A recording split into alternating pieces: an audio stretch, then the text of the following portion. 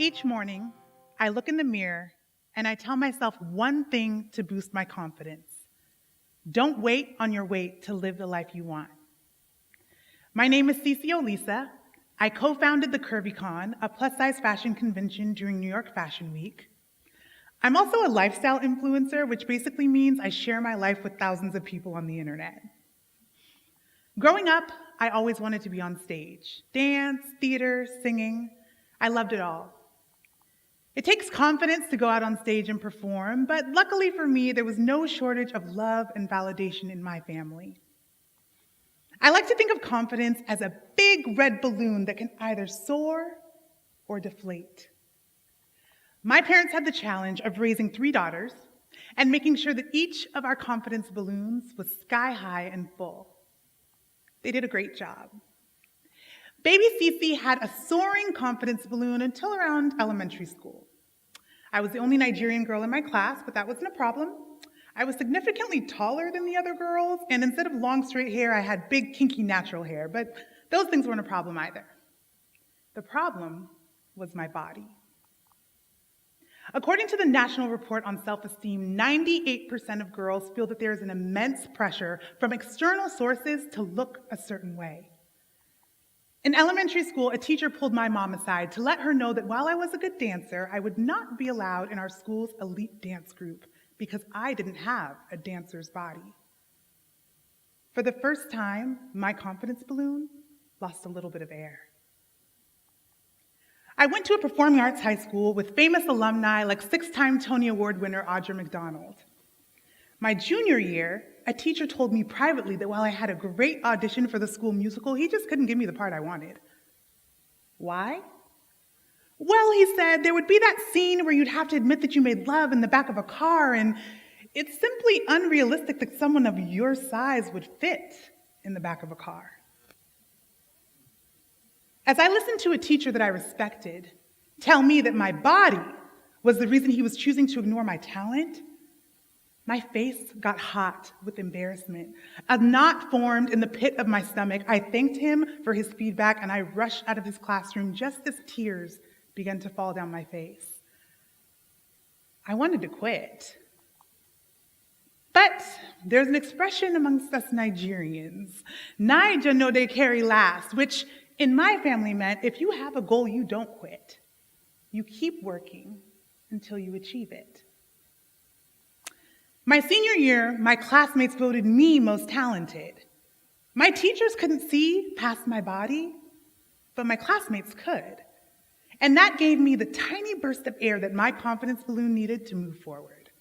So, after high school, I moved to New York City, I graduated with a degree in theater, and I became a working actor doing shows around the country.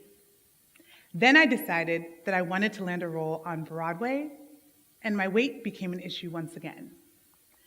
In final audition after final audition, I would have casting directors say, Cece, gosh, we love your talent, but your weight. Did I diet? Sure. I could get smaller, but I could never get skinny. By the end of an entire year of rejection by casting directors, my confidence balloon was lying dead and lifeless on the floor. When I confided in the people I love most, that I thought that I would never have the career I wanted, the relationship I wanted, the life I wanted, unless I was skinny, their response was to hug me and tell me that I was beautiful, but that did nothing to revive my confidence. My parents couldn't revive my confidence for me, and neither could my friends. This time, I'd have to do it myself. So, when faced with the challenge of boosting my own confidence so that I could do what I loved on stage, I just quit.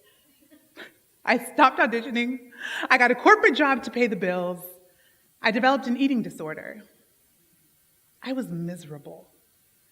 And in an effort to stay creative and feel less alone, I got on the internet and started sharing my stories of what it was like to be an awkward plus-size girl in New York City. Forbes.com says that confidence is the outcome of the thoughts that we think and the actions we take. As my Instagram and YouTube audience gained a following, I went through a process that overhauled and rebuilt my self-confidence. Through that process, I learned 4 key steps to building self-confidence. I'd like to share those with you today. Sound good? Step 1, identify your perceived obstacle. Step 2, imagine what your life would look like if your obstacle disappeared. Step 3, address your perceived obstacle. Step 4, choose to live the life you imagine today. That was a lot to take in, right? All right, let's break it down. Step 1, identify your perceived obstacle. So for me, I thought that my confidence would greatly improve if I lost a bunch of weight. That may not be the thing for you, and that is okay. In order to identify what your perceived obstacle, I invite you to finish this sentence. My life would be perfect if... So what is it? What is that thing that you are using as an excuse to opt out of the life that you really want? Now comes the fun part. Step 2, imagine what your life would look like if that obstacle disappeared. According to a Harvard psychology study, the brain actually can't differentiate between a real memory and an imagined one. This is why visualization is so important. I'll give you an example. While you think about what your life would look like if your obstacle was gone. So, I used to fantasize about myself as a skinny person. I've never been skinny in my life, but I was obsessed with Skinny Cece and the life that she would live. In my head, Skinny Cece would travel the world. Skinny Cece would wear what she wanted, not what would cover her up the most. She would get up in the morning and dress without shame. Skinny Cece would do what I consider the most vulnerable act I could think of. Skinny Cece would put a full body photo on her dating profile app. Now it's your turn. What does your life look like without your perceived obstacle? Are you sitting in a big corner office after a promotion? Are you boarding the plane to your dream vacation?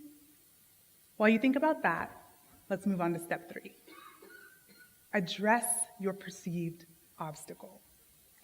Now, I am a firm believer in hiring therapists and coaches when it's time to level up. So when it was my turn to level up, I hired my first ever therapist, and I immersed myself into the world of online and body positivity. I decided, in order to address my perceived obstacle, I needed to remove skinny as a goal altogether. Now, before you say that I'm promoting obesity, I need you to hear me out for just a second. I was a 10-pound baby. So maybe, just maybe, I came into this world as a big girl, and it just is what it is. Yes, we live in a world that values the scale over the soul, that values youth over wellness, that values looking good over feeling good. But in a world like that, I chose to go against the grain. I chose to stand up for myself and embrace health as a practice, not a pant size. I decided that healthy living as a daily practice was my goal, and consistency was my measure of success. How will you address your perceived obstacle? Will you research scholarships while you figure out how to get into your dream school?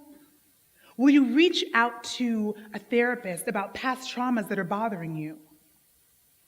I'm going to be really candid here. Step 3 can take a long time to figure out. So, while we work on step 3, we're going to get started on step 4 at the very same time. Step 4, choose to live the life you imagine today.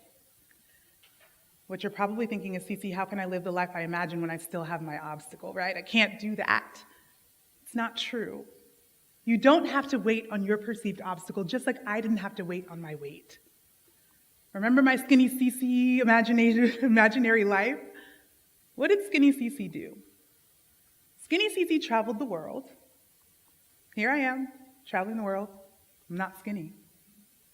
Skinny Cece wore what she wanted. Here I am, wearing what I want. And I'm not skinny. Skinny Cece put a full body photo on her dating profile app. Here I am. Full body photo, dating app, not skinny.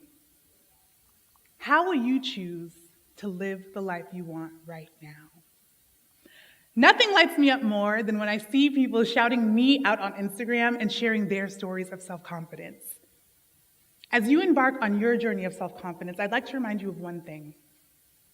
I started my journey because of my desire to stand on stage and do what I want. So, I identified my perceived obstacle. I imagined what my life would look like if that obstacle disappeared. I made a plan to address my perceived obstacle, and then I chose to start living the life I imagined right away. And guess what? Here I am, standing before you, doing what I love on stage. Thank you.